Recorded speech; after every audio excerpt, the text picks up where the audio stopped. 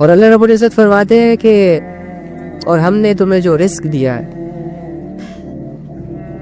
اس میں سے اللہ کے حکم کے مطابق خرچ کر لو، استعمال کر لو اسے نیک کاموں میں، اللہ کے راستے میں، قبل اس سے کہ تم میں سے کسی کے پاس موت آ جائے، کسی کی موت کی گھنٹی بج جائے، کسی کے پاس موت کا فرشتہ آ جائے، یعنی مفہوم، تو وہ یہ کہے کہ اے میرے پروردگار، اے میرے اللہ، تو نے مجھے تھوڑی دیر کے لیے مہلت اور کیوں نہ دی کہ میں خوب صدقہ کرتا اور نیک لوگوں میں شامل ہو جاتا۔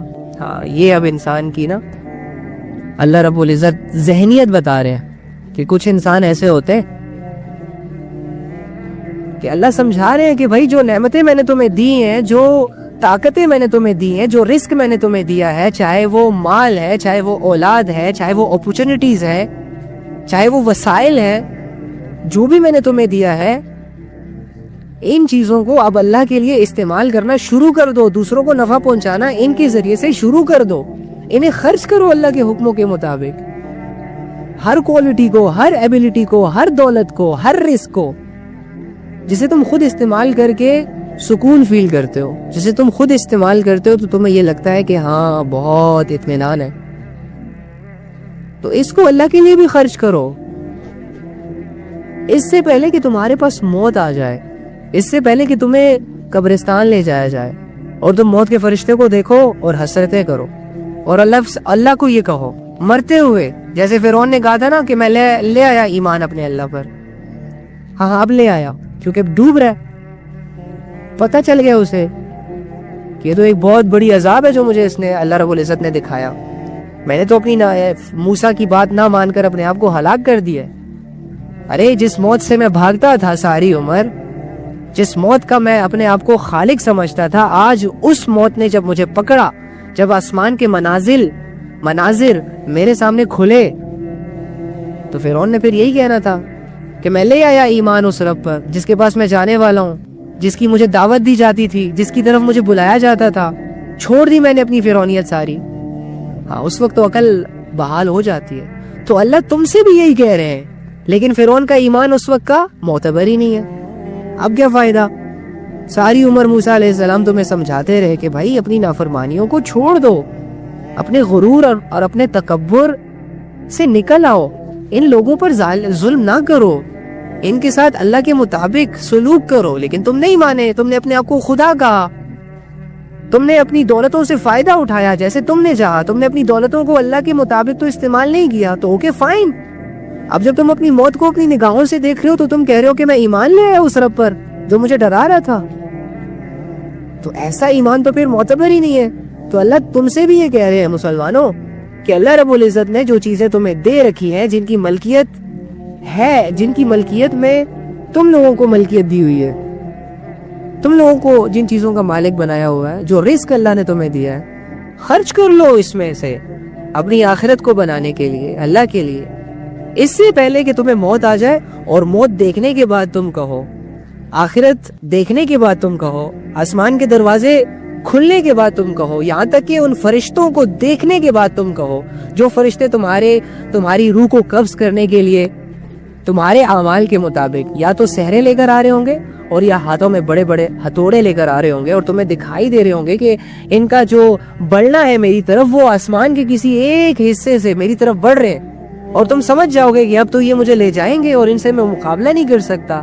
ایسی کمزور حالت میں، ایسی جکڑی ہوئی سچویشن میں تم اللہ سے کہو کہ اللہ تھوڑی سی مہلت اور دے دیتا تاکہ یہ جو چیزیں میرے پاس ہے، جس سے میں فائدہ اٹھا رہا ہوں، جو رزق آپ نے مجھے دیا ہے، میں اس میں سے خرچ کر لیتا، تھوڑا سا میں لوگوں کی تھوڑی سی مدد کر لیتا، میں اپنے آپ کو تھوڑا سا ٹھیک کر لیتا، اپنے اعمال ٹھیک کر لیتا، تاکہ میں نیک لوگوں میں شامل ہو جاتا، تیرے ماننے والوں میں شامل ہو جاتا، اس کے بعد اگر تو مجھے ماتا تو ویل اینڈ گڈ ہو جاتا میرے لیے۔ ہاں اس وقت فرعون کی طرح ہماری عقلیں کھل جائیں گی، روشن ہو جائیں گی، لیکن کوئی فائدہ نہیں ہوگا، کیونکہ اللہ رب العزت آگے کیا فرما رہے ہیں، اور جب کسی کا مقرر کردہ وقت آ جائے گا تو اللہ اسے ہرگز مہلت نہیں دے گا۔ فرعون کو نہیں ملی مہلت۔ یار میں کبھی کبھی سوچتا ہوں، آپ مجھے بتائیں اس آیت سے آپ کو ایک چیز کلیئر نہیں ہو رہی اللہ رب العزت نے ایک انسان کو سمجھانے کے لیے موسیٰ جیسے پیغمبر کو نازل کیا، اس کے پاس بھیجا، نشانیاں دی، معجزے دیے. یار اللہ کو کیا ضرورت ہے کسی انسان کے سامنے اپنی انٹروڈکشن کروانے کی؟ اللہ تو بے نیاز ہے، اسے تو کسی کی ضرورت ہی نہیں ہے. آپ سوچیں کہ موسیٰ علیہ السلام کو بھیجا گیا فرعون کے پاس اسے سمجھانے کے لیے، جو کہ ہے اللہ کا نافرمان، اللہ کا باغی، اللہ کا دعویٰ کرنے والا. آپ سوچیں. پھر ہم کہتے ہیں کہ اللہ رب العزت انسانیت کے لیے بڑے سخت ہے. ارے اللہ سے زیادہ محبت کرنے والا کون ہے؟ اللہ سے زیادہ سمجھنے والا کون ہے؟ اللہ سے زیادہ انسانیت کی فکر کرنے والا کون ہے؟ موسیٰ علیہ السلام کو کیوں بھیجا فرعون کے پاس؟ تاکہ وہ سمجھ جائے. اسے چانس دیا گیا، اسے موقع دیا گیا، نشانیاں دکھائی گئی ایک انسان کو یقین دلانے کے لیے کہ تمہارا کوئی رب ہے.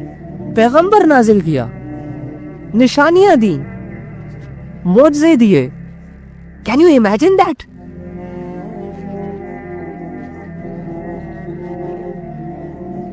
کیا تم سوچ بھی سکتے ہو یہ بات کہ اللہ اللہ ہو کر انسانوں سے یہ ڈیمانڈ کر رہے ہیں کہ مجھے پہچانو، اور اپنی پہچان کروانے کے لیے انسانوں کے لیے اتنی ساری نشانیاں واضح کر دی. حالانکہ وہ ہے بے نیاز، اسے کسی کی عبادت کی ضرورت نہیں، کسی کے ایکشن سے اسے کوئی نقصان نہیں پہنچتا. میں شاید آپ کو یہ بات نہ سمجھا سکوں، لیکن ایک وقت آئے گا میں کلیئرلی سمجھاؤں گا آپ کو. تو جب سمجھانے کے بعد اب وہ شخص ایمان لا رہا ہے تو اللہ نے اس کے ایمان کو قبول ہی نہیں کیا. تو اسی طرح اللہ فرما رہے ہیں کہ جب کسی کا مقرر کردہ ٹائم پیریڈ آ جاتا ہے نا، جب انسان کو خود ہی ریئلائز ہو جاتا ہے، بالکل اتھینٹک سٹمپ لگ جاتی ہے کہ اس نے اب ایک سانس بھی زیادہ نہیں لینی، اس کا مقرر کردہ وقت جب آ جاتا ہے اس دنیا سے جانے کا، تو اللہ اس ٹائم اگر وہ مہلت بھی مانگے نا، چلائے، روئے، دھاڑے مارے، دنیا کی سارے لوگوں کو جمع کر لے اور ان سے یہ کہے کہ میں اپنی ساری دولت تم لوگوں پہ نچھاور کر دوں گا، اپنی ساری ملکیت تم لوگوں کو دے دوں گا، لیکن مجھے اس ٹائم پیریڈ سے بچا لو، ایک مہلت مجھے اللہ سے دلوا دو. تو اللہ فرما رہے ہیں کہ اللہ اسے ہرگز مہلت نہیں دے گا، نہیں دے گا کسی کو، چاہے وہ نیک ہی کیوں نہ ہو، اللہ کا ولی کیوں نہ ہو. یہاں تک کہ پیغمبروں کو بھی مہلت نہیں دی گئی. سوچے آپ، موت تو آگے رہے گی، بہت بڑی حقیقت ہے. تو اللہ فرما رہے ہیں، اور سے سنو،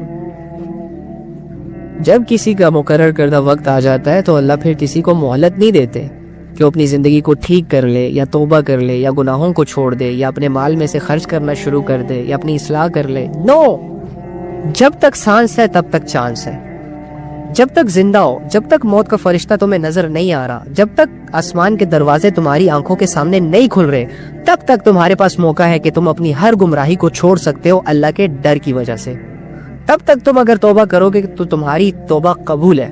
تب تک اگر تم اللہ کو منانے کی کوشش کرو گے تو اللہ ضرور مانیں گے. تب تک اگر تم اللہ پر ایمان لے آئے، اللہ کی نشانیوں پر غور کر کے، تب تک اگر تم نے اللہ کے لیے کوئی ایفرٹ پٹ کر دی تو اللہ کو مقبول ہے، قبول ہے. لیکن مرنے کے بعد تمہارے پاس کوئی دوسرا راستہ نہیں ہے بس. اور اللہ فرما رہے ہیں واللہ خبیر بما تعملون، اور جو کچھ تم کرتے ہو اللہ اس سے پوری طرح باخبر ہے، سب جانتا ہے تم کیا کر رہے ہو. موبائلز میں تم کیا کر رہے ہو، تنہائی میں تم کیا کر رہے ہو، رات کے اندھیرے میں تم کیا کرتے ہو، لوگوں کے ساتھ تمہارے کیسے رویے ہیں، تم دل میں کیا پلاننگز کرتے ہو، تم سوچتے کیا ہو، تم کرنا کیا چاہتے ہو، تم یہ غیبت کیوں کر رہے ہو کسی کی غیر موجودگی میں، یہ جو تم اس کے پیچھے باتیں کر رہے ہو اس میں تمہاری نیت کیا ہے. ہاں، تم جو کچھ کرتے ہو اس سے پوری طرح باخبر ہے، پوری طرح. یہ نہیں کہ بھول جائے گا، یہ نہیں کہ تمہارا کوئی چھوٹا بڑا، تم نے بہت سارے گناہ کر لیے ہوں گے تو تمہاری ایک دو گناہ اللہ سے کاؤنٹ، اللہ ان کو کاؤنٹ نہیں کرے گا یا بھلا دے گا. نو نو نو، اللہ تو بھول سے بھی پاک ہے. قیامت کے دن جب آپ اپنے اعمال ناموں کو دیکھو گے نا تو میں اور آپ پتہ کیا کہیں گے، ہائے یہ کیسی کتاب ہے یار، اس نے تو ہمارا نہ چھوٹا عمل چھوڑا نہ بڑا عمل چھوڑا. اس نے تو ہماری ایک ایک بات لکھی ہوئی ہے, ایک ایک بات.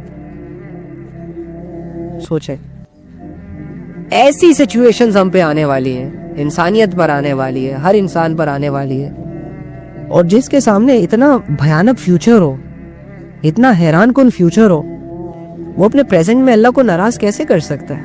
وہ اپنے پریزنٹ کو گمراہیوں کے حوالے کیسے کر سکتا ہے؟ ایکچولی میں ہمیں یقین نہیں ہے اللہ کی طرف سے ایسے فیوچر آنے کا, لیکن ٹرسٹ می, اللہ کی طرف سے یہ آواز آپ لوگوں کو ضرور سننے کو ملے گی. وَامْتَازُوا الْيَوْمَ أَيُّهَا الْمُجْرِمُونَ, آج مجرم لوگ, گنہگار لوگ, اللہ کے باغی الگ ہو جائیں, سائیڈ پہ ہو جائیں, اور آپ دیکھیں گے کہ ایک بہت بڑی تعداد جنہوں نے دنیا کی زندگی کو سیر سپاٹوں میں گزارا, جنہوں نے دنیا کی زندگی کو ناچ گانوں میں گزارا, جنہوں نے اللہ کے احکامات کو سب کے سامنے سینہ چوڑا کر کے توڑنے کے بعد نہ رویا نہ پچھتایا بلکہ فخر کیا. تم دیکھو گے کہ انسانوں کی ایک بہت بڑی تعداد جو اللہ رب العزت کے ساتھ شرک کر کے اس دنیا سے گئی تھی, جو اللہ رب العزت کے سامنے زنا کر کے اس دنیا سے گئے تھے, تم دیکھو گے ایسے لڑکوں کو, ایسی لڑکیوں کو, ایسے مردوں کو, ایسی عورتوں کو, ایسے بڑے بڑے سرداروں کو, کہ یہ خود ان کے قدم قیامت کے دن ایک سائیڈ پہ ہو جائیں گے. یہ نہیں ہونا چاہیں گے, چھپتے پھریں گے, لیکن ان کے قدم ان کو مجبور کریں گے ایک سائیڈ پہ ہونے کے لیے.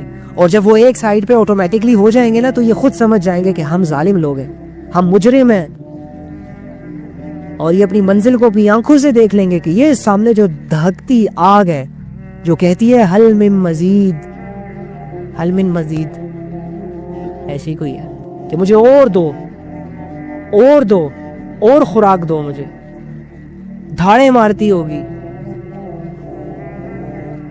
ہوئے ہوئے ہوئے, لائٹ لیا ہوا ہے قسم سے.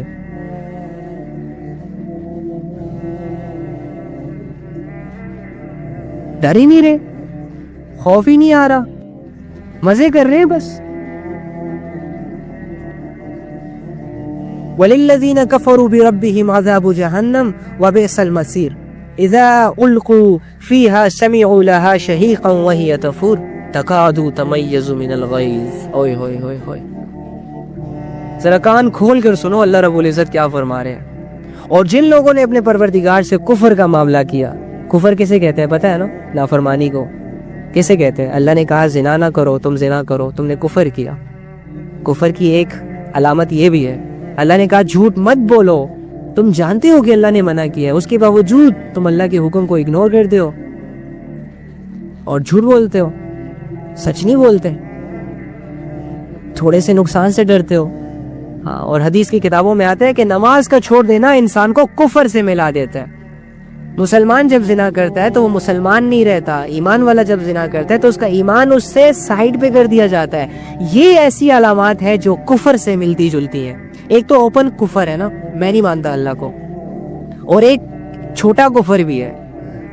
لیکن شراب کا قطرہ اگر ایک قطرہ بھی پانی میں گر جائے تو وہ حرام ہو جاتا ہے, اور اگر پوری بوتل گرا دی جائے تو بھی حرام ہو جاتا ہے. تو یاد رکھیں, چھوٹا بڑا گناہ ہے, کفر کفر ہے, شرک شرک ہے. تو نماز کا چھوڑ دینا انسان کو کفر سے ملا دیتا ہے. ہاں,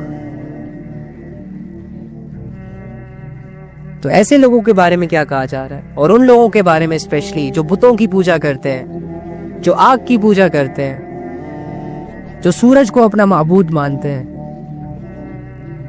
جو غلط عقیدوں کے ساتھ غلط مذہبوں کو اپنی زندگی کا مقصد بنا کر عبادتیں کر رہے ہیں. ہاں, جو شیطان کی پوجا کر رہے ہیں یہ سمجھ کر کہ ہم اللہ کو راضی کر رہے ہیں. ایسے لوگ جو شرک کر کے مریں گے, جو کفر کر کے مریں گے,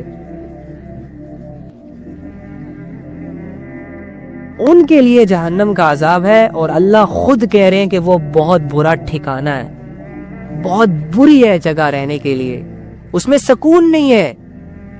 مجھے بتائیں, آپ ایک ایسے علاقے میں رہنا پسند کریں گے جہاں پر ہر طرف لٹیرے ہوں, چور ہوں, عزتوں کے دشمن ہوں, قتل و غارت ہو, ایک پل کا سکون کسی کو میسر نہ ہو؟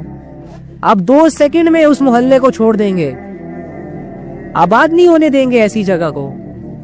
گندے لوگ رہیں گے وہاں پر، صرف شریف لوگ نہیں رہ سکتے وہاں پر. اسے کہتے ہیں برا ٹھکانہ. تو یہ تو دنیا کا برا ٹھکانہ ہے اور اسے تو ہم برا سمجھتے ہیں. ہماری کھوپڑی کے اندر تو چھوٹا سا دماغ ہے. برے کو کتنا برا کہہ لے گا اور برے کو کتنا برا جان لے گا اور برے سے کتنی نفرت کر لے گا. برے کی کیا ایکسپلینیشن ہو جائے گی ہماری نظروں میں. ہمارا علم کیا کسی برے کو ڈیفائن کرے گا؟ نہیں کر سکتے ہم. لیکن اللہ جس چیز کو برا کہہ دے، سوچیں جس کا علم علیم، جو علیم ہے، جو کامل ہے، جو حلیم ہے، جو علم کا مالک ہے، دنیا میں جتنا بھی نالج ہے، جو اس کو پیدا کرنے والا ہے، جو صفات کا مالک ہے، اگر وہ رب ہو کر کسی چیز کو برا کہہ رہا ہے، کین یو امیجن کہ وہ جگہ کتنی بری ہوگی؟ اور وہ کیا ہے؟ جہنم. اللہ فرما رہے ہیں کہ بہت برا ٹھکانہ، بہت برا ٹھکانہ. اذا القوا فیہا سمعوا لہا شہیقا وہی تفور. جب وہ کافر، جب وہ لوگ، جب وہ اللہ کے نافرمان، وہ اللہ کو اگنور کرنے والے، وہ اللہ کی ذات کا انکار کرنے والے، وہ اللہ کے سامنے بڑی بڑی نافرمانیوں کو کرنے والے ان میں ڈالے جائیں گے تو اس کے دھاڑنے کی آوازیں سنیں گے اور وہ جوش مارتی ہوگی. آپ لوگوں نے کبھی ایسی آگ دیکھی ہے جس سے ایک آواز نکلتی ہے، جیسے ہوا چلتی ہے اور ایک کپڑے کو آپ لٹکا دیتے ہیں اور وہ ٹھپ ٹھپ ٹھپ ٹھپ ٹھپ کر کے، اسی طرح وہ جہنم کی آگ دھاڑے مارے گی. سیم اسی طرح جب ایک سمندر میں آپ ایک پتھر پھینکتے ہیں تو پتھر کے پھینکنے سے جو ایک دھاڑ نما چیز نکلتی ہے، ڈوب اوپر سے آتی ہے نا، ایک ایسے آواز آتی ہے، اسی طرح جہنم اپنے ہی خوف سے دھاڑے مارے گی. جہنم خود سے ڈر رہی ہو، جیسے لائٹ لیے ہوئے ہم نے، جوش مارتی ہوگی. تکاد تمیز من الغیظ. یہ دیکھو اللہ ایکسپلین کر رہے ہیں جہنم کی سچویشنز کو، اس جگہ کی کوالٹیز کو، اس جگہ کے رہنے کی ایک امیج ہمارے سامنے لا رہے ہیں کہ ایسے لگے گا جیسے وہ غصے سے پھٹ پڑے گی. یعنی اس آگ میں اتنا جوش ہوگا کہ اس کے جوش سے اور اس کے ہرانے سے، اس کی تپش سے ایسا لگ رہا ہوگا کہ آگ پھٹ جائے گی. غبارے میں زیادہ ہوا بھرو گے تو کیا ہوگی؟ پھٹ جائے گی. ایکسٹریم لیول کی ایک آگ ہوگی، ایکسٹریم لیول کا ایک عذاب ہوگا. کلما القی فیہا فوج سألہم خزنتها الم یأتکم نذیر. جب بھی اس میں کافروں کا کوئی گروہ پھینکا جائے گا تو اس کے محافظ ان سے پوچھیں گے کہ کیا تمہارے پاس کوئی خبردار کرنے والا نہیں آیا تھا؟ اے نادانو، اے جہنم میں جانے والو، اللہ کے دشمنوں، تمہیں پتہ نہیں تھا کہ اللہ کی ماننی ہے دنیا میں؟ تمہیں پتہ نہیں تھا کہ زندگی کو ایک رخ دینا ہوتا ہے؟ کیا تمہارے پاس یہ باتیں کوئی لے کر نہیں آیا تھا؟ کیا تمہیں جہنم کی خبریں کسی نے نہیں بتائی تھی؟ کیا تمہیں جنت کے بارے میں کسی نے نہیں بتایا تھا؟ کیا قرآن کو کھول کھول کر تمہارے سامنے نہیں پیش کیا گیا تھا؟ کسی نے تمہیں اپنے اچھے اور برے کی تمیز نہیں سکھائی تھی؟ کیا تمہارے پاس کوئی پیغمبر، کوئی رسول نہیں آیا تھا؟ تو وہ کیا کہیں گے؟ قالوا بلا، وہ کہیں گے ہاں بے شک، قد جاءنا نذیر، بے شک ہمارے پاس خبردار کرنے والا آیا تھا. جب بھی ہم کوئی گناہ کرتے تھے، جب بھی ہم کوئی برا عمل کرتے تھے تو ہمیں ایسے لوگ ملتے تھے، پیغمبر آتے تھے، ہمیں بتاتے تھے کہ نہیں کرو اللہ کی نافرمانیاں، اپنی عذاب کو مت بناؤ اپنے ہاتھوں سے، ہمیں سمجھاتے تھے، حکمت کی باتیں ہمیں بتاتے تھے. فَكَذَّبْنَا وَقُلْنَا مَا نَزَّلَ اللَّهُ مِن شَيْءٍ، مگر ہم نے اسے جھٹلا دیا. ہم نہیں سنتے تھے ان کی باتوں کو، ہم لائٹ لیتے تھے رسولوں کی باتوں کو، ہم لائٹ لیتے تھے ان لوگوں کی باتوں کو جو اللہ رسول کو ڈسکس کرتے ہیں.